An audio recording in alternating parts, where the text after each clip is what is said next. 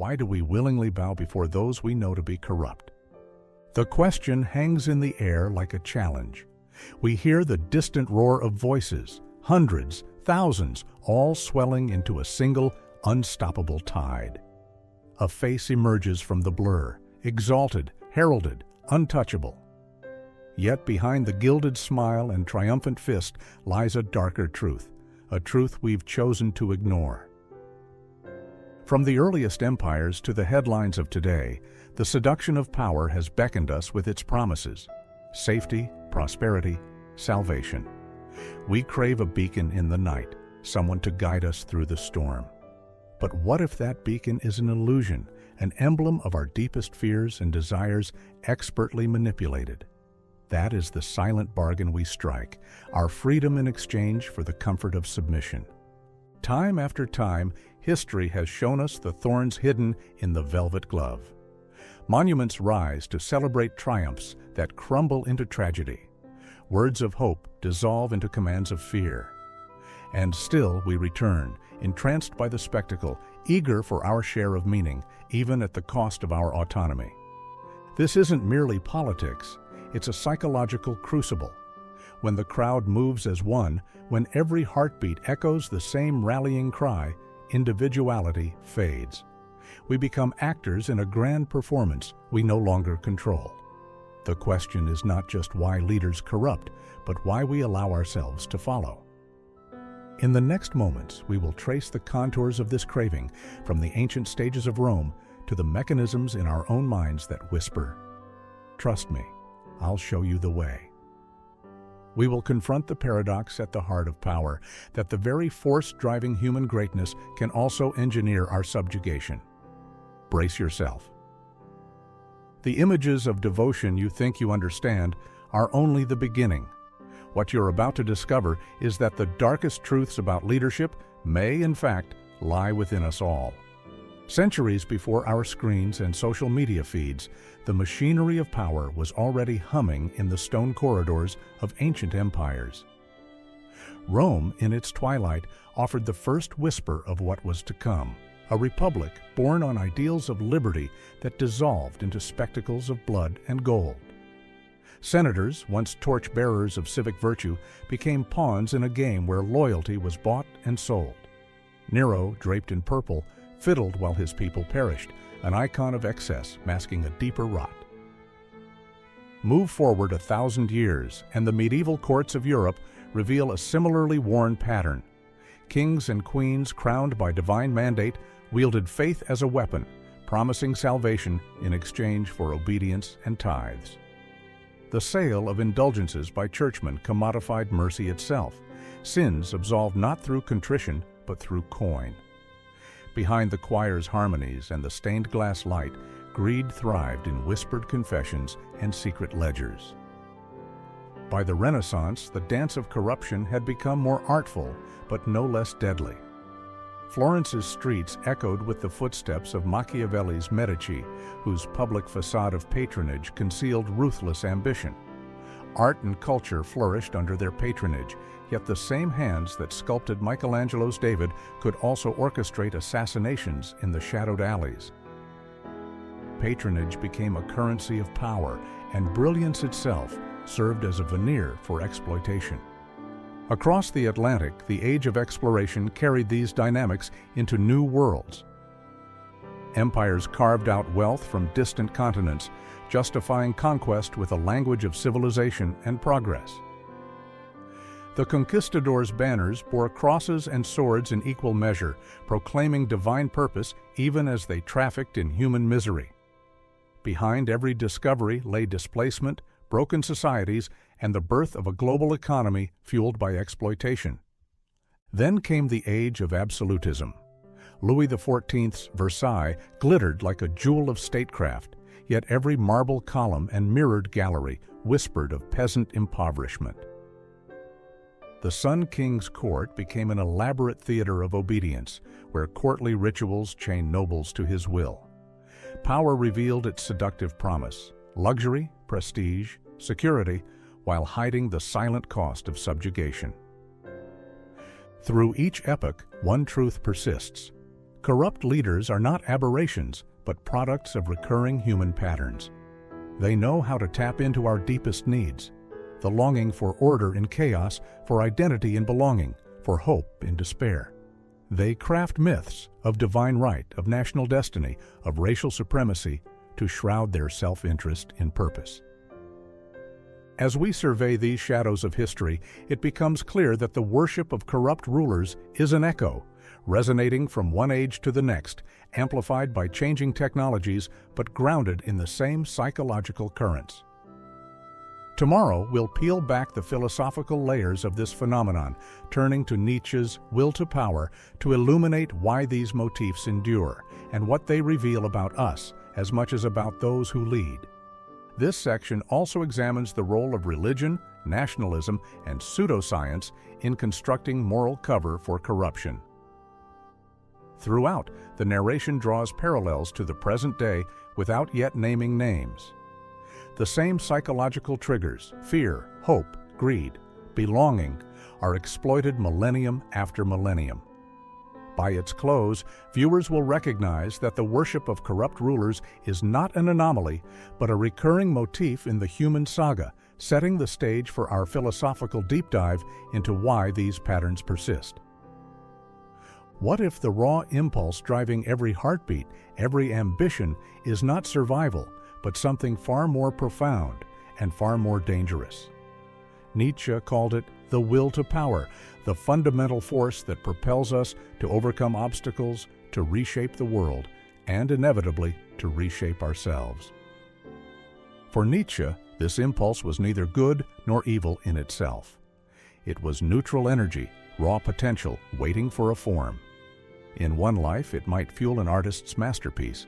In another, it might justify a tyrant's reign. He warned us that when the will to power goes unchecked by conscience or self-reflection, it becomes a mechanism of oppression rather than creation. Consider his distinction between master morality and slave morality.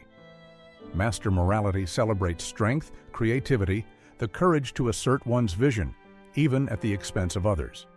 Slave morality, born of ressentiment, exalts humility, meekness, and conformity, elevating weakness into a virtue.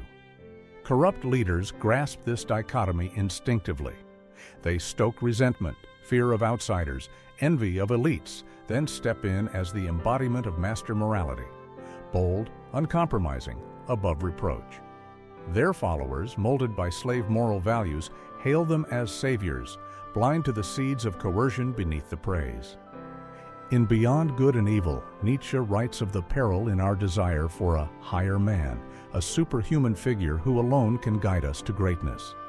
But what happens when that figure is steeped in cunning, cruelty, or corruption? We find ourselves worshiping a reflection of our own unexamined drives, projecting onto a single individual the very power we have failed to understand in ourselves. This is the dark paradox. The will to power can liberate us from complacency and mediocrity, yet it can also bind us in chains of fear and dependency. It whispers promises of unity and transcendence, even as it erodes the very autonomy it claims to defend. To confront this mirror, Nietzsche urged us to become higher men ourselves, to embrace our power consciously, to cultivate self-mastery, and to resist the temptation to surrender that power to another. Only then can we transform the will to power from a force of domination into a catalyst for genuine creativity and growth. As the echo of Nietzsche's warning fades, we must ask ourselves, which version of power will we choose? One that creates new horizons, or one that enslaves us to the darkest corners of our nature? Every shiver of anticipation in the crowd, every thunderous applause, begins in the mind. What transforms ordinary citizens into willing instruments of authority? Decades of psychological research reveal a chilling truth. Under the right conditions, most of us will surrender our moral compass to a figure who claims the mantle of power. Stanley Milgram's experiments exposed a fault line in human nature. Participants, seated behind switches labeled slight shock to danger, severe shock, watched as an unseen voice pleaded for mercy. Yet, Prompted by an authoritative researcher, they dutifully escalated the voltage, despite the agonized cries emanating next door. Obedience trumped empathy. Protocol eclipsed conscience. The margin for dissent proved narrower than anyone expected. Philip Zimbardo went further in the Stanford prison experiment. Students cast as guards slipped into roles so readily that they began to relish their authority, degrading, humiliating, controlling. Those assigned as prisoners descended into despair, their identities eroded by anonymous uniforms and numbered labels. The institution itself became a crucible, forging tyrants and victims from the same clay. Why do we capitulate? Cognitive psychologists point to powerful biases.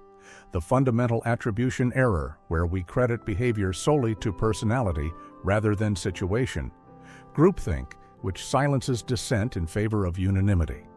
Confirmation bias, which filters information to fit our preconceptions. When a leader exploits these quirks, framing obedience as noble sacrifice, dissent as betrayal, we slip into the current before we even realize we're being swept away. Look closer at idolatry, and you find it mirrors religious devotion. Rituals of allegiance, chants, symbols, uniform gestures bind us in collective trance. Our brains reward acts of loyalty with dopamine surges, forging neural pathways that equate submission with security. In that euphoric state, critical thought atrophies. Dissonant facts bounce harmlessly off the fortress of belief we've erected around their leader's image. Real voices echo these experiments. A former corporate executive confesses how boardroom directives once felt sacred. I believed if I questioned orders, I'd betray my team, so I complied, even when I knew it was wrong. A survivor of a political cult recalls the moment she first dared to think for herself. I realized my fear of standing alone was greater than my fear of speaking truth. Yet knowledge is our first defense. By understanding these mechanisms, by recognizing the twinge of compliance, the thrill of belonging, we reclaim the space between command and action. It is there, in that pause, that we choose integrity over idol worship. The machinery of obedience is ancient, but our awareness of it is new. And with awareness comes the power to resist. As we move forward, remember, the gravest danger is not a tyrant's decree, but our own unexamined willingness to obey. The next chapter will reveal how modern leaders weaponize these insights, forging cults of personality on a digital scale. What if the greatest lie we tell ourselves isn't that a leader is infallible, but that we're choosing freely to believe? In the digital age, propaganda doesn't peddle simple slogans. It engineers reality itself. We live inside echo chambers sculpted by invisible architects. Algorithms watch our every click, map our fears, and whisper tailored messages that feel like truth. A flashy campaign ad isn't just persuasive, it's personal.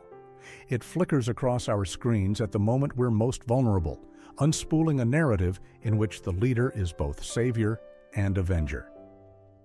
Every scroll reinforces the myth that only this figure holds the key to meaning and security.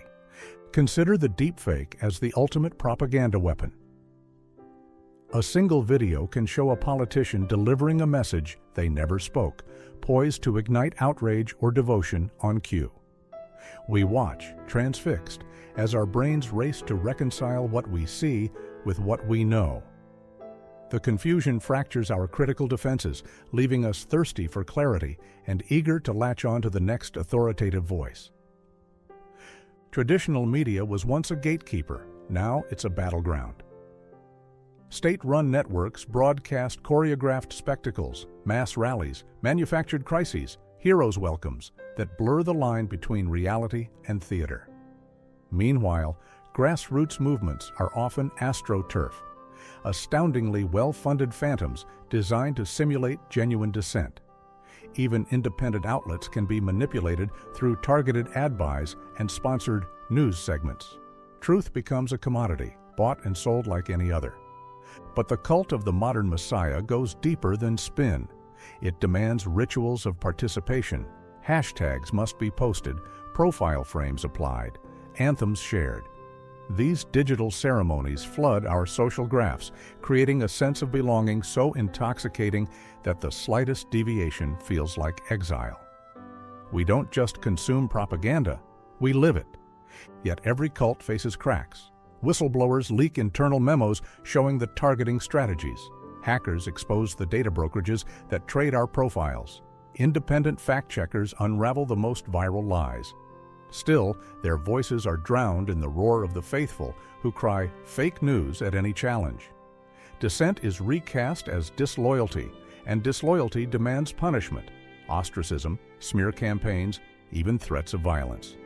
This is psychological warfare at scale. To win, you must control not just the message, but the context, the medium, and the moment. Leaders exploit our craving for certainty, our hunger for heroes, and our fear of isolation. They promise unity while fragmenting our shared reality. In this arena, the line between follower and fanatic blurs. Devotion isn't a byproduct, it's the goal.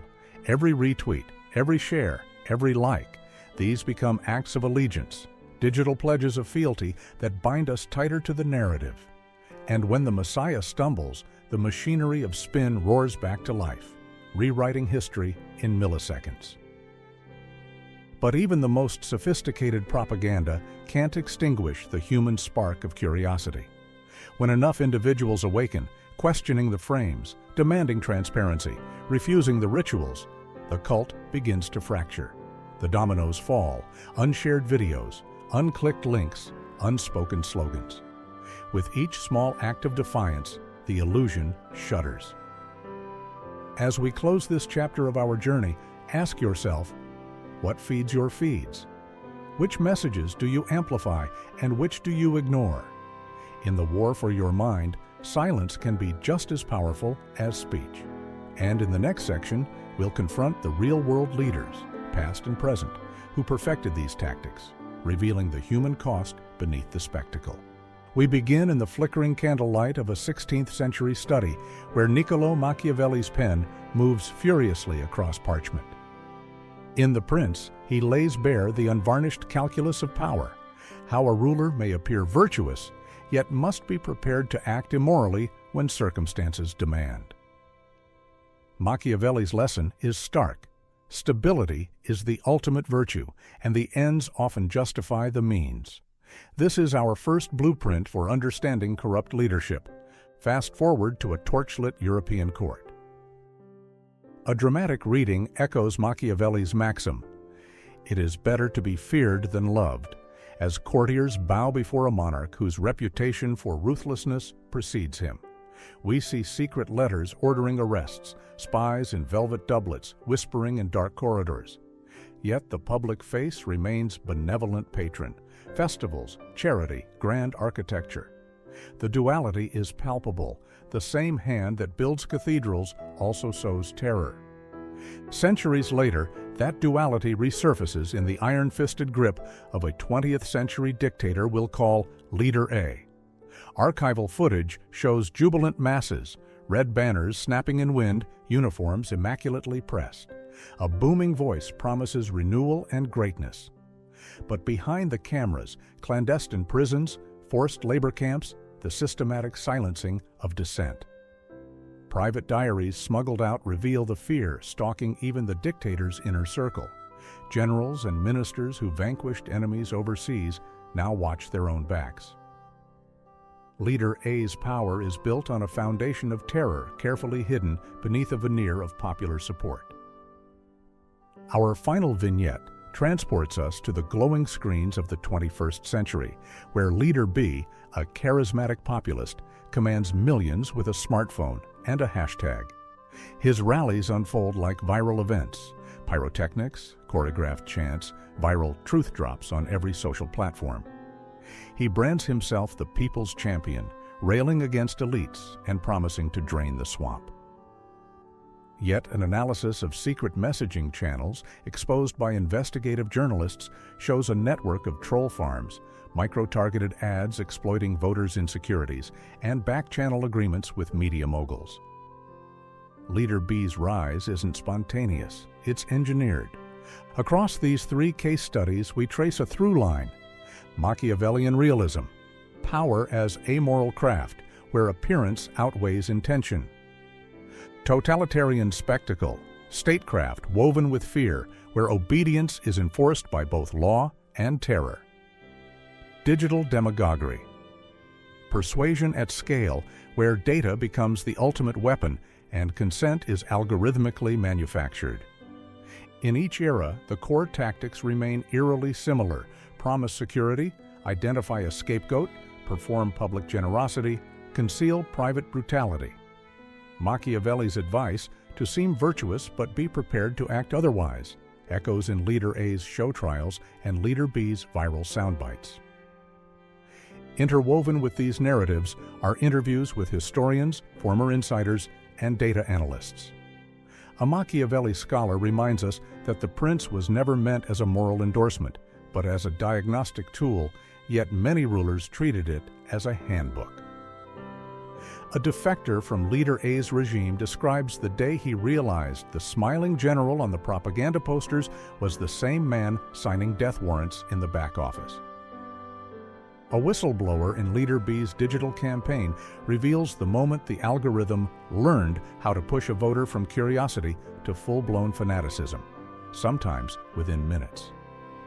By the end of this section, the audience sees a chilling truth. The machinery of corruption evolves, but its gears and spokes remain the same. The question is no longer, how did they take power, but how have we let them keep it? As our case studies fade, the narrative tension surges. We've witnessed the mechanics of manipulation across half a millennium. Now we stand at a crossroads. Will we recognize these patterns in our own time, or repeat the mistakes of those who came before? The next chapter will explore how, even today, resistance can emerge from the cracks in these monolithic systems, and what that struggle demands of each of us. They say power is irresistible, yet its grip can crack. In hushed corridors and secret forums, dissenters find one another, piecing together fragments of truth that the cult of personality desperately conceals. It begins with a question: what if everything I believed was a lie? For some, that question arrives as a single email, a whistleblower's tip revealing the code behind the algorithmic echo chamber. For others, it comes through a clandestine handshake in a backroom meeting where former insiders pass along memos that expose the machinery of manipulation. Each revelation is a shard of light slicing through the smoke of propaganda. We meet those who risk everything to speak out. An ex-ad strategist describes the day she saw her own work twisted into weapons of division, how the euphoric buzz of campaign victories turned into a pounding guilt she could no longer silence. A defector from a modern regime recalls the moment he realized the smiling portraits plastered on every wall hid the names of the disappeared. The weight of that knowledge shattered his obedience permanently. Resistance takes many forms. In one city square, artists stencil slogans on crumbling walls, phrases that once felt dangerous now feel indispensable. Elsewhere, digital activists code decentralized platforms that cannot be censored, offering safe harbor for truth in a sea of curated lies. These acts aren't grand revolutions, they're tiny rebellions, each one a blow against the illusion of unanimous devotion. The psychology of power tells us that cults survive by isolating their members, by convincing them that escape is impossible. But cracks appear when individuals realize they aren't alone. A single voice can ignite a chain reaction. A tweet goes viral, a banned pamphlet circulates underground, a small protest grows into a movement. Suddenly, the specter of dissent becomes more powerful than the promise of security. True resistance requires more than outrage. It demands self-reflection. Many former devotees confess that the hardest barrier wasn't the leader's spin, but their own fear of loneliness. Learning to think for oneself means embracing uncertainty, relinquishing the comforting clarity that comes from following a single voice. It means tolerating doubt. And yet it is doubt that sets us free. When we question the narrative, we reclaim the space between command and action. We learn to recognize the patterns, the manufactured crises, the staged spectacles, the orchestrated applause. We break the spell by refusing to play our part. In these moments of reckoning, a new community forms, not around a single leader, but around shared values, transparency, empathy, accountability. People band together not to build another idol, but to create spaces where power is scrutinized and where authority is earned rather than assumed. Shattering the illusion is not a single event, it is an ongoing process, a commitment to vigilance and to each other. The chains of deception may be strong, but they are not unbreakable. Every act of resistance, no matter how small, sends a signal. We will no longer bow in silence. We will no longer worship corruption.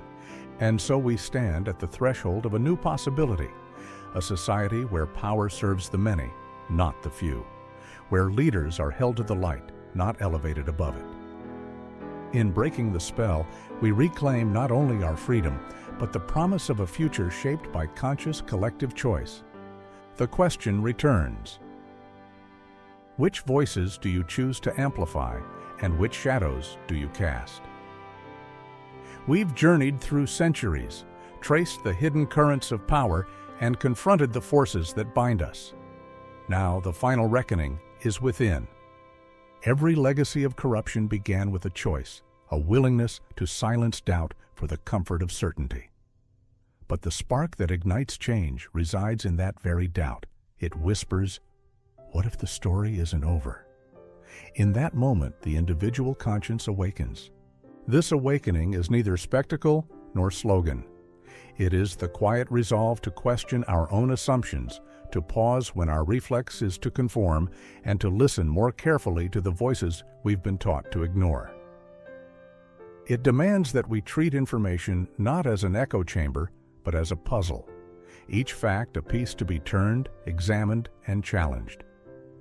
When we reclaim the space between stimulus and response, we discover freedom. We see that true authority springs from transparency, that integrity is forged in dialogue, and that collective action begins with personal accountability. With every conversation that refuses unquestioned loyalty, every article read with skepticism, every habit of thought overturned, we chip away at the monuments of corruption.